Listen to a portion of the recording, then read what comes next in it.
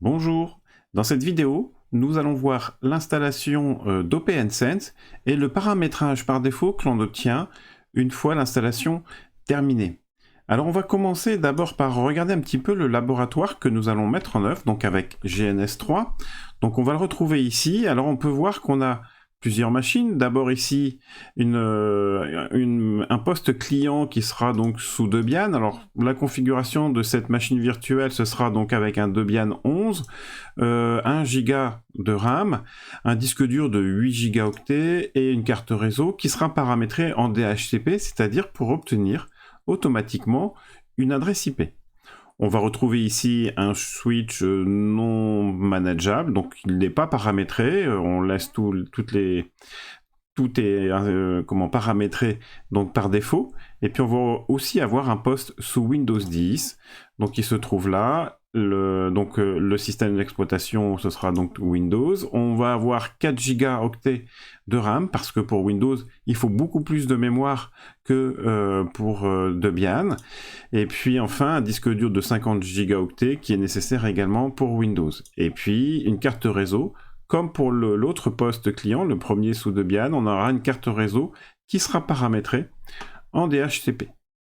Ensuite, on va, et c'est ça qui va nous intéresser le plus, bien sûr, c'est OPNsense. Donc en fait, on va paramétrer une VM OPNsense, qu'on notera OPNsense 22.1, puisque c'est la version que nous allons installer sur notre OPNsense. Puis pour cela, eh bien, on va mettre 2 Go de mémoire vive, un disque dur de 8 Go, ce sera suffisant. Et puis enfin, on aura 2 cartes réseau, c'est-à-dire une carte pour le LAN, donc là où se trouvent mes ordinateurs donc de mon réseau local, et puis une interface pour le WAN, c'est-à-dire vers l'accès Internet. Alors pour parler d'Internet, ce qui est important et qu'il faut bien noter, c'est qu'ici on est en simulation. Donc en fait, Internet, ça va être le réseau local où était hébergé le lab. Alors les caractéristiques de ce réseau, c'est d'abord ici on a une adresse de réseau qui est en 192.168.3.0, et puis ensuite on a la passerelle, c'est 192.168.3.33. Voilà, donc ce sont ces éléments-là qu'on va retrouver. On pourra définir le DNS, soit un DNS externe à ce réseau-là, soit le DNS peut être la passerelle. Alors, les étapes que l'on va suivre. La première, c'est d'abord on va préparer la VM OPNsense dans VirtualBox. Et puis on va monter l'image DVD donc d'OPNsense. D'OPNsense, je vous rappelle la version 22.1. C'est la première chose que nous allons faire. Une fois que cela sera prêt, eh bien en fait on va préparer le lab dans GNS3. C'est-à-dire qu'on va venir importer nos VM, le switch, on va importer OPNsense, on va créer ici le NAT pour Internet, et puis ensuite on va relier l'ensemble, on va créer l'ensemble de ce réseau. Une fois que ce sera fait, eh bien, il nous suffira de lancer OPNsense. Ça va démarrer la VM qui va elle-même lancer donc l'installation d'OPNsense. Nous verrons tous les éléments qu'il faut mettre en œuvre pour installer OPNsense. Et enfin, on terminera par regarder le paramétrage par défaut que l'on a obtenu. Et j'en dis pas plus, on verra qu'il y a des éléments par défaut qui se mettent, qui sont définis au niveau d'OPNsense, qui permet de le rendre opérationnel immédiatement après son installation. Allez, donc maintenant on va passer à la pratique. Donc je vais ici quitter, et puis on se retrouve donc avec VirtualBox. Alors, pour information, vous voyez, on a déjà donc la VM Windows 10. Elle est déjà prête, puisque c'est pas le but ici de cette formation. De la même façon, j'ai ici 2 postes clients avec des bureaux qui sont prêts. On va les importer. Voilà, puis ici, ça c'est pour d'autres formations, d'autres vidéos de cette formation. Alors la première étape que l'on doit faire, bien sûr, c'est, on l'a dit, créer donc la VM OPNsense. Donc ici, il suffit de cliquer sur le bouton. On va appeler cette VM tout simplement OPNsense. Et puis maintenant, je vais dire que, alors, c'est une type BSD. Par contre, ce sera du 64 bits. Je vous rappelle que OPNsense fonctionne sur des architectures AMD 64. Ensuite, eh bien, on va voir pour la mémoire. On a dit donc qu'on mettait 2 gigas, donc 2048 mégaoctets. Ensuite, eh ben, on va créer un disque dur en VDI. La taille sera allouée donc dynamiquement. Et puis là, on avait précisé que l'on souhaitait mettre seulement 8 Go, ce qui est déjà pas mal, hein. Et voilà, et maintenant on vient de créer notre VM. Bon, c'est pas tout, on n'a pas terminé, il y a encore d'autres choses à préciser. Donc on va ici, on fait un clic droit sur la VM, puis on va dans configuration. Et là, on va paramétrer plusieurs choses. Alors, la première chose, déjà, il faut qu'on monte notre image disque, hein. Donc là, on a pris l'image donc DVD, donc il faut que j'aille la chercher. Je vais donc ici, alors je vois que je l'ai déjà là, donc je peux la prendre ici, hein. Ou sinon, je vais faire un choose disk file, et puis là, je m'en vais dans téléchargement, et je récupère mon image, que j'ai bien sûr vérifié au préalable, hein, en vérifiant donc la somme de contrôle, hein, parce que je vous rappelle, et ça on l'a déjà vu.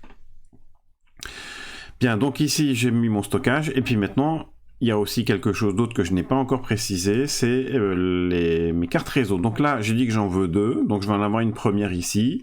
On va laisser en type d'interface Intel, de ce côté-là on va rien changer. Par contre, ici on va demander aucune connexion, puisque les connexions vont être créées à l'intérieur du lab.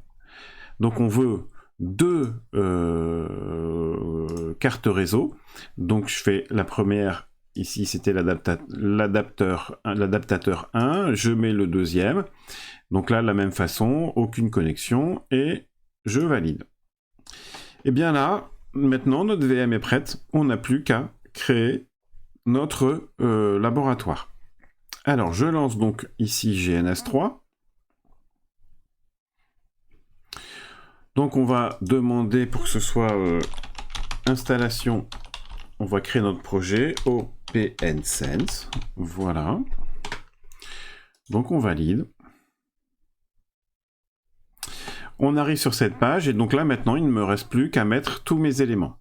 Donc si je m'en vais ici par exemple donc, sur les templates que j'ai déjà, je vois que je peux ici mettre mon client qui est sous Debian. Je vais pouvoir mettre également mon ordinateur qui est sous Windows. Je peux également ajouter le Internet. Donc je vais retrouver ici. Donc là, je vais le changer de nom et l'appeler donc Internet.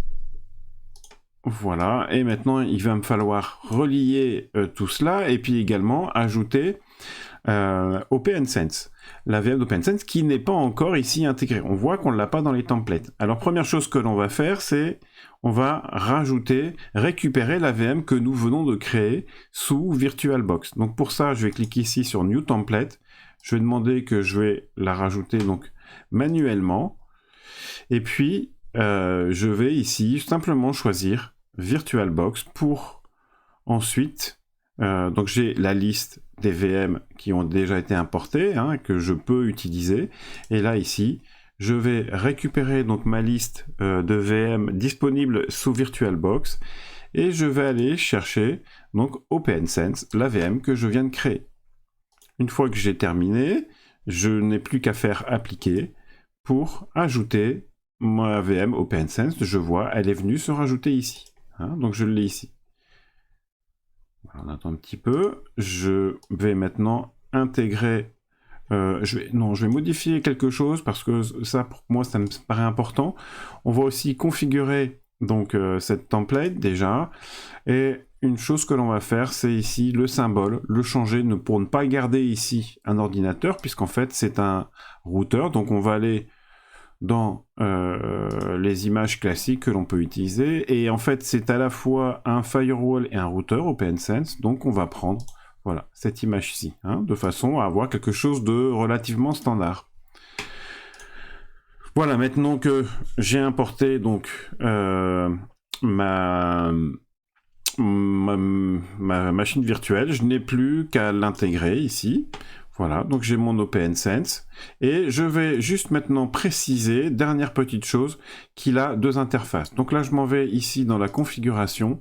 Au niveau du réseau, je vais préciser, donc il a deux interfaces réseau. Je n'ai que ça à faire, hein. J'applique, apply, et puis voilà. Et maintenant, j'aurai donc mes deux cartes réseau. Donc là, j'ai bien mon OPNsense qui se trouve là. Il me reste plus qu'une chose à faire, enfin deux choses. Ajouter un switch pour relier tous les éléments côté LAN, et puis ensuite faire ma liaison entre OPNsense et puis Internet. Alors, donc là, on va récupérer le switch, un switch, voilà, ici. Donc je vais prendre le switch que je retrouve là. Voilà, je l'installe, et maintenant, je vais créer mes connexions. Alors, entre l'ordinateur qui est là, je prends la première carte réseau, et puis ici, le premier port donc, de mon switch. J'ai créé ma première liaison. Je vais maintenant la créer avec ma machine sous Windows 10. Voilà. Je vais maintenant passer à OPNsense. Donc là, je vais relier au switch le premier port. Alors notez bien, ça c'est très important, on en reparlera, mais il faut utiliser absolument le premier port d'OPNsense pour le LAN. Hein. Et puis ensuite, je vais relier donc ici le deuxième port qui sera pour le WAN vers Internet. Et là, je prends, alors, petite précision également, je vais prendre ENP, la première interface ici, parce que ça, c'est le port filaire. Il y a des petits soucis avec GNS3 et le Wi-Fi. Hein, donc il vaut mieux la carte Wi-Fi. Donc il est préférable, là je vous le dis, d'utiliser quand vous faites votre lab, non pas une carte Wi-Fi, mais plutôt ici, un port RJ45 classique. Et bien voilà. Et bien écoutez, là, on vient de terminer. Notre VM, notre lab est prêt à fonctionner. Hein, donc il ne nous restera plus maintenant ici qu'à lancer OPNsense pour l'installer donc sur le disque dur virtuel qu'on a prévu dans notre VM. Voilà. Donc, eh bien, écoutez, on va lancer l'installation. Donc, la première étape, eh bien, consiste en fait tout simplement à activer OPNsense. Hein. Donc, voilà, je lance OPNsense. C'est une image donc DVD. Donc, ce qui va se passer ici, c'est qu'on va lancer donc la VM et en fait, l'installation s'affiche donc dans un écran classique. Donc voilà, on vient de booter donc sur l'image qui a été associé hein, à cette VM. Donc là, eh bien, il suffit d'attendre un petit peu, et puis toute l'installation se fait. Alors, vous allez voir, on va avoir des questions pour nous demander si on souhaite éventuellement importer une ancienne configuration. Tout cela, on va le laisser tel que. Ensuite, on va nous demander si on souhaite sélectionner les interfaces. De la même façon, il faut tout laisser se dérouler. C'est beaucoup plus simple d'opérer de cette façon. Donc on attend un petit peu. Vous voyez là, est-ce qu'on veut affecter manuellement les interfaces? Non, on va le laisser faire en automatique. C'est beaucoup plus simple voilà, de procéder de cette façon-là.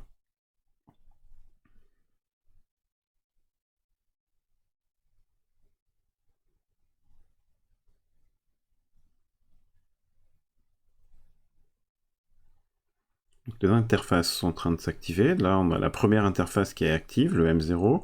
La deuxième maintenant qui est active.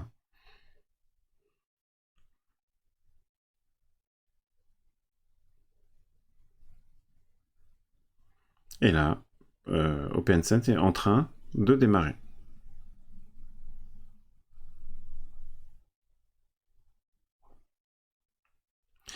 Et voilà. Donc en fait, première chose que l'on peut constater, c'est qu'OPNsense, là, ici, il est opérationnel. Alors, premier paramétrage par défaut, si vous voulez vous connecter. Donc d'abord, vous voyez qu'ici, on est dans le mode console. On a ici une interface LAN, hein, donc il a configuré avec une adresse IP. Une interface WAN où il est allé récupérer, vous avez vu, donc en fait, ici, une adresse IP du mon réseau que j'utilise pour faire pour le laboratoire, hein, donc un 192.168.3.0/24, ça c'est l'adresse IP du réseau, et dans cette adresse IP, mon firewall OPNsense a récupéré côté WAN, donc cette adresse IP 192.168.3.118. Alors ici, on est, attention, en mode live, c'est ce qui est indiqué, c'est-à-dire que là, on fonctionne directement à partir du DVD. Rien n'est encore installé. Hein. Donc si je veux ici me connecter, je peux le faire, hein, vous voyez, et utiliser en fait OPNsense pour pouvoir par exemple le tester. L'identifiant, ce sera root, hein, et puis donc pour être administrateur, et le mot de passe OPNsense en minuscule. Donc vous voyez, là, voilà, je suis connecté, mais attention, j'attire votre attention sur le fait que là, je suis en mode live, c'est-à-dire que toutes les modifications que je vais pouvoir faire, les paramétrages, eh bien, seront perdus si j'éteins l'ordinateur. Hein. Voilà, donc ici, ce que je vais faire, c'est que je vais quitter, donc avec la touche 0, et je vais maintenant installer effectivement donc OPNsense sur le disque dur. Et bien pour cela, il faut se connecter avec un compte particulier. Donc l'identifiant, c'est installer. Alors attention parce que vous êtes en clavier QWERTY, hein, ici. Donc il ne faut pas oublier d'appuyer sur la touche Q pour les Français, puisqu'on a, nous, des claviers AZERTY. Donc les lettres A et Q sont inversées.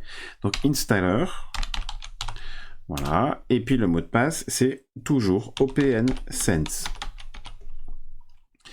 Et voilà. Et donc là, je me retrouve avec un menu pour pouvoir installer en fait OPNsense. Donc la première chose qu'on nous demande, c'est ce qu'on vient de voir, le problème du clavier. Et bien ici, on va aller sélectionner donc le clavier français. Donc moi j'ai un clavier avec des accents. Hein. Donc ici, je m'en vais sur voilà, clavier français avec accent. Bon, vous voyez que vous pouvez aussi avoir les claviers de MacBook, hein, de MacBook Pro. Donc voilà, je sélectionne le clavier. Et puis maintenant, je peux éventuellement faire un test, si je désire, avant de continuer. Donc si j'appuie sur Enter, là je vais pouvoir tester AZERTY et j'obtiens bien mes accents. Donc pour moi, tout est bon, donc je vais remonter ici, tout en haut, et puis dire, ben, je ne veux plus faire le test, c'est plus la peine. Maintenant, je vais demander pour continuer. Donc continuer avec le clavier français.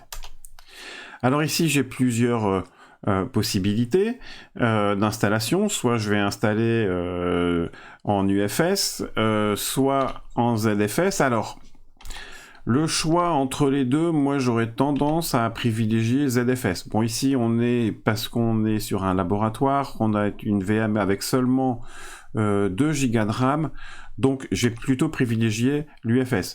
Mais sachez que le ZFS, c'est quand même un file system qui est assez performant, surtout en cas de coupure brutale, par exemple du courant. Hein, vous risquez d'avoir plus de facilité, moins de risques de perte de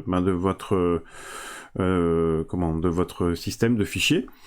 Donc je pense qu'il est préférable de privilégier ZFS, mais il est plus gourmand en RAM, donc c'est pour ça que je ne vais pas le privilégier ici. ZFS va vous permettre également, et on va le voir, vous voyez ici si je valide, c'est que vous allez pouvoir faire du RAID, donc vous allez pouvoir également rajouter de la sécurité, enfin de la disponibilité. Donc c'est pas à négliger, et je vous invite, en tout cas en production, à plutôt choisir ZFS et à faire du RAID. Hein. Voilà, donc mais là, je vais revenir ici en arrière. Alors, il faut que je recommence.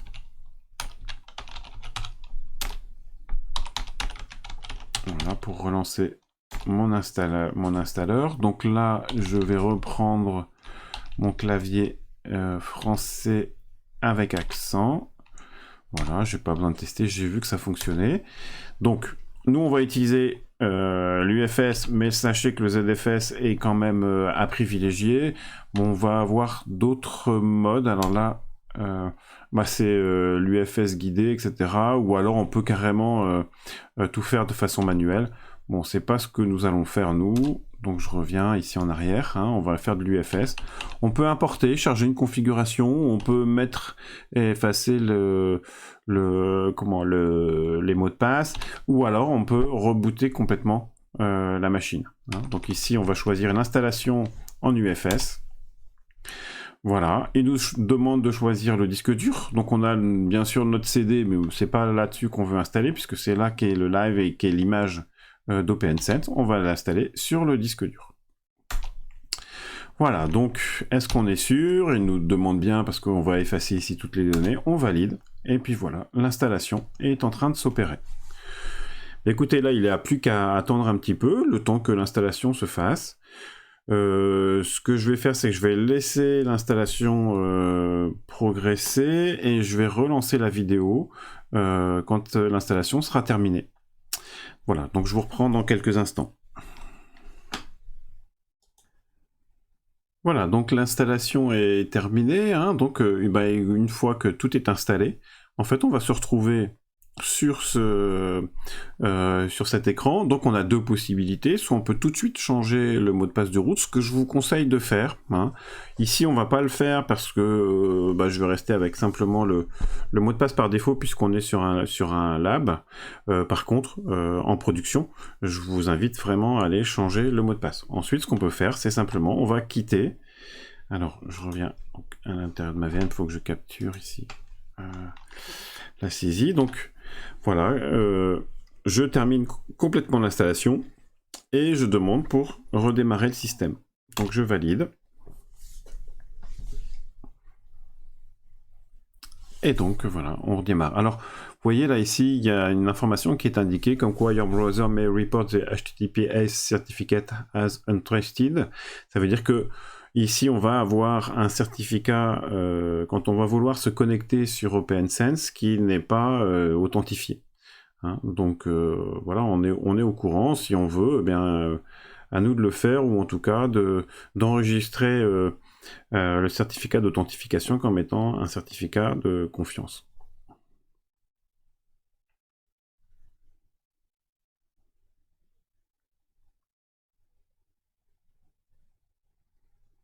Alors, là, pour le moment, ce que je laisse faire, c'est je le laisse redémarrer parce que si vous avez bien compris ce qui est en train de se passer en regardant ici l'écran, on peut voir qu'en fait, il est en train de rebooter simplement sur le CD.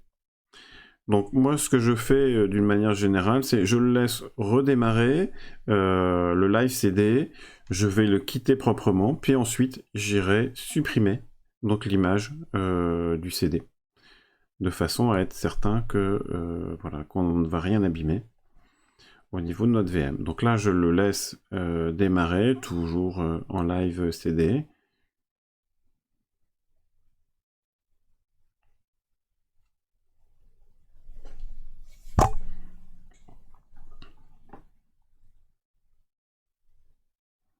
Voilà, il n'y en a plus pour longtemps.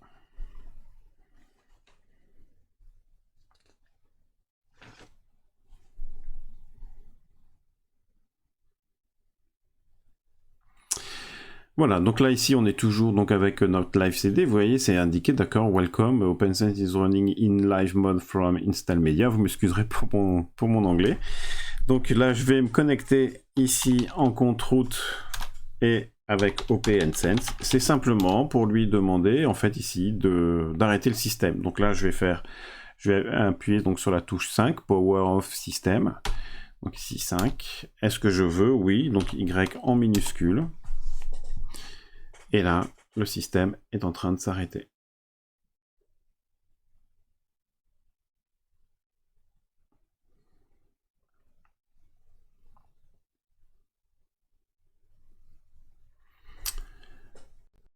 Bien, voilà, donc là notre VM est arrêtée. On va reprendre maintenant ici VirtualBox et on va juste faire une chose, c'est qu'ici on va demander donc là pour, au niveau du stockage, eh bien enlever donc notre disque virtuel. Donc on va simplement ici l'enlever, on valide et puis on va relancer donc OpenSense. Et là il va bien démarrer sur notre disque dur. Hein.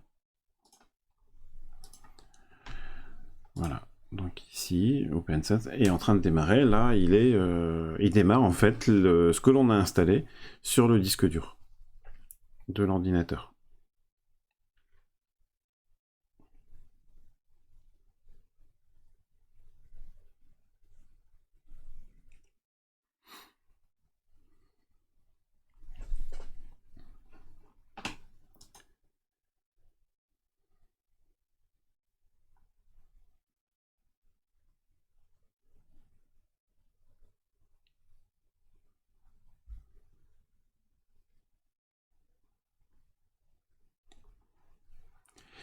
Bien, donc là, ici, on voit bien ici qu'on n'est plus en mode live, hein, que là, ici, on est véritablement avec l'installation d'OpenSense. On a notre version qui est affichée ici, on est sur une version 22.1.2_2, hein, et puis on a ici les adresses IP, alors côté LAN, donc c'est de ce côté-ci, donc il y a 192.168.1.1, et côté WAN, qui est une adresse IP qu'on a récupérée en DHCP du réseau dans lequel ici on fait notre lab, mais sinon ça pourrait être côté WAN, donc côté internet, 192.168.3.118. Donc voilà, on a tous les éléments. Alors maintenant, ce que je vais faire, c'est rapidement donc vous parler un petit peu des paramétrages donc par défaut. Alors plusieurs choses qu'il faut retenir. Tout d'abord, quand vous installez OpenSense, si vous laissez l'installation par défaut se faire comme on l'a fait ici, et je pense que c'est la solution la plus simple, eh bien, si vous avez plusieurs interfaces, la première interface, elle sera dédiée au LAN, et la deuxième interface sera dédiée au WAN. Ça, c'est vraiment quelque chose qu'il faut bien retenir. Alors, si on utilise un système, là, je vais vous montrer juste une image. Comme par exemple, là, je suis avec un système embarqué que je vais vous montrer tout de suite. Hein, ce sont des cartes qui sont très très intéressantes, ici, que vous pouvez trouver donc dans le commerce. Alors, voilà, si vous utilisez ce genre de système, hein, eh bien en fait, donc sur ces cartes-là, le premier port, c'est celui-là. Puis le deuxième qui sera reconnu, ce sera celui-là. Et là, vous en avez bien sûr 3 ports. Eh bien quand vous allez installer OpenSense, il va... si vous le laissez entièrement avec une installation automatique sans intervenir sur l'affectation des ports, le LAN ce sera ce premier port là, puis le WAN donc pour internet ce sera celui-là, et le troisième port il sera pas affecté. D'accord? Donc voilà, ça c'est la première chose qu'il faut retenir. Ça veut dire que là maintenant, si vous voulez vous connecter à l'interface web donc d'OpenSense, il faudra connecter un ordinateur de ce côté-là. Hein, donc là, je vais simplement vous montrer. Donc par défaut, l'interface LAN, son adresse IP, c'est 192.168.1.1/24. Voilà, ça c'est le réseau par défaut côté LAN, et c'est l'adresse IP du port qui est côté LAN, donc de la première carte. Et puis pour la deuxième carte en WAN, il est par défaut paramétré en DHCP. Et donc il va essayer de récupérer une adresse IP. Voilà, donc ça, ce sont les éléments qui sont paramétrés par défaut. Et alors, vous allez voir que si vous respectez cela, là ici, vous voyez, je vais démarrer ma VM ici sous Debian, et puis on va voir si on accède bien à Internet, enfin, quels sont nos paramètres réseau. Donc voilà, là, j'ai ma VM qui démarre, je vais démarrer celle-là, puis en parallèle, je vais démarrer celle de Windows 10 parce qu'elle met plus de temps à démarrer.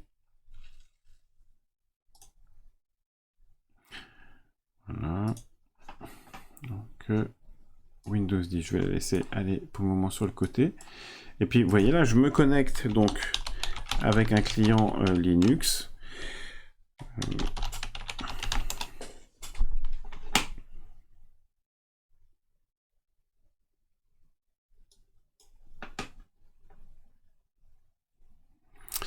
Voilà, donc là je suis connecté. On va aller regarder donc nos informations sur la connexion.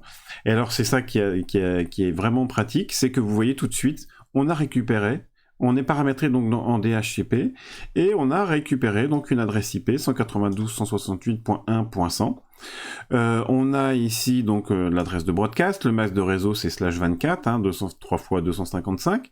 On a une route par défaut. La route par défaut, eh ben en fait, c'est quoi? C'est mon firewall OPNSense qui me sert à la fois de firewall mais également de routeur, hein, et puis également de DNS. Alors ici, on va simplement aller sur Internet pour voir si on y a accès. Donc je lance Firefox, et puis je vais par exemple aller eh bien, sur, peu importe le site, sur YouTube par exemple.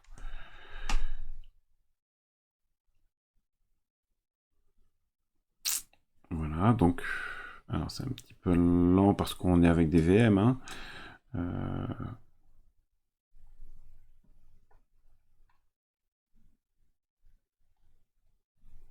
Voilà, donc là c'est en train d'arriver.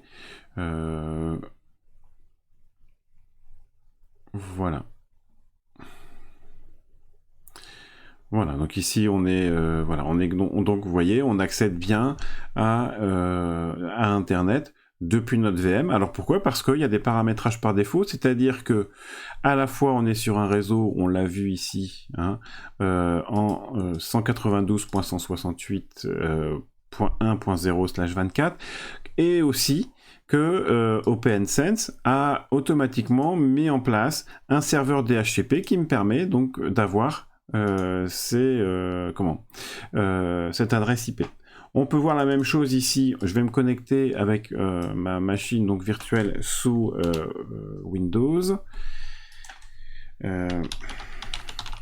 Voilà. Donc ici, voilà, je suis donc sous Windows. Alors, voilà. Et donc si je demande pour voir mes informations d'internet, eh bien je vais voir ici aussi que j'aurai une adresse IP qui est sur le réseau. Vous voyez d'ailleurs ici que on me dit bien que je suis bien sur internet, hein, je suis connecté au réseau, et si je veux récupérer les informations, afficher les options de connexion, les réseaux disponibles, afficher les propriétés et de la connexion. Voilà, donc on peut voir ici qu'on est bien, on a un serveur DHCP, vous voyez, qui est 192.168.1.1, donc qui est en fait notre firewall et routeur OPNSense. On a notre passerelle par défaut comme tout à l'heure, le même serveur DNS et notre adresse IP en V4. Vous voyez, je l'ai ici, 192.168.1.101. C'est l'adresse suivante, hein. J'ai d'abord démarré donc Debian, donc il m'a donné une adresse en .100 pour Debian, 101, donc l'adresse suivante pour cette machine sous Windows. Voilà, voilà, donc on a fait un petit peu le tour, hein, de l'installation d'OPNSense. Écoutez, je vais vous laisser là, on va faire juste un point. Alors, peut-être vous montrer aussi comment est-ce qu'on se connecte à l'interface d'OPNSense depuis un navigateur, hein. Pour avoir une autre interface, on va simplement saisir l'adresse IP côté LAN 192.168.1.1. Et puis ici, j'obtiens donc en maintenance qu'il y a un risque parce qu'effectivement, je suis en HTTPS, mais j'ai pas de certificat d'authentification. Donc, puisque c'est auto-signé, mon certificat il est auto-signé. Donc, je vais accepter simplement le risque de façon pour pouvoir me connecter. Donc là, l'identifiant, ce sera root et le mot de passe OPNSense. Voilà, donc j'ai juste à cliquer sur Login. Et puis là, bien, je me retrouve avec l'interface d'OPNSense. Donc, je ne vais pas en dire plus pour le moment. On verra par la suite, dans une prochaine vidéo, les paramétrages standards d'OPNSense. Voilà, bien écoutez, je vous laisse. Non, on va juste, excusez-moi, on va juste faire un petit point de ce qu'on vient de voir. Alors, voilà. Donc voilà, ce qu'il faut retenir en fait de ce que l'on a vu, c'est que, alors première chose, il faut créer une VM, ou en tout cas, si vous avez, vous démarrez sur votre support de boot, c'est-à-dire soit un CD, soit une clé USB qui est bootable, vous allez lancer OpenSense. Ce lancement va lancer OpenSense en ce qu'on appelle le live CD, c'est-à-dire qu'il n'y a rien d'installé sur le disque dur. Pour pouvoir installer OpenSense sur le disque dur, il faut vous connecter avec le compte installer. Alors attention, parce que vous avez un clavier AZERTY pour les Français et il va falloir intervertir la lettre A et la lettre Q. Et le mot de passe, c'est OpenSense. Là, il n'y a pas de problème de saisie pour le mot de passe. Une fois que vous avez l'installation, vous allez le mode d'installation, vous installez l'ensemble du système sur votre disque dur. Je vous conseille d'utiliser plutôt le file system, donc ZFS, qui est quand même plus performant, mais qui nécessite d'avoir, pour moi, au moins 4 Go de RAM, parce que ça utilise un peu plus de mémoire vive. Si c'est pas le cas, utilisez plutôt l'UFS. Mais l'intérêt également du ZFS, c'est que ça vous permet de faire une installation sur un disque en RAID, donc avoir 2 disques, avoir du mirroring, et là ça va vous apporter de la haute disponibilité. C'est pas forcément négligeable quand on sait que le routeur, c'est quand même un nœud où vont passer toutes les informations, va vous connecter sur internet, donc avoir une haute disponibilité à ce niveau-là, c'est pas négligeable. Bien, ensuite, ce qu'il faut savoir sur les réglages par défaut, le compte administrateur par défaut, c'est root et son mot de passe, c'est OpenSense. La première interface, si on laisse l'installation standard, ça va être affecté au LAN avec une IP fixe qui sera en 192.168.1.1 et il y a un serveur DHCP donc qui est installé, qui est sur le routeur ici, et pour le LAN. Ça veut dire que vos machines, si elles sont paramétrées avec leur carte réseau en DHCP, elles pourront accéder, elles obtiendront une adresse IP et donc vous pourrez accéder directement à OpenSense.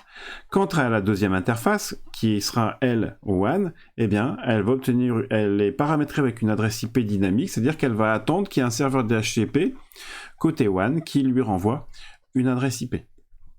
Voilà, et normalement, de cette façon-là, vous avez une installation qui est immédiatement opérationnel. Voilà, écoutez, on a fait le point donc ici sur l'installation d'OpenSense. Je vous laisse et je vous dis à bientôt. Au revoir.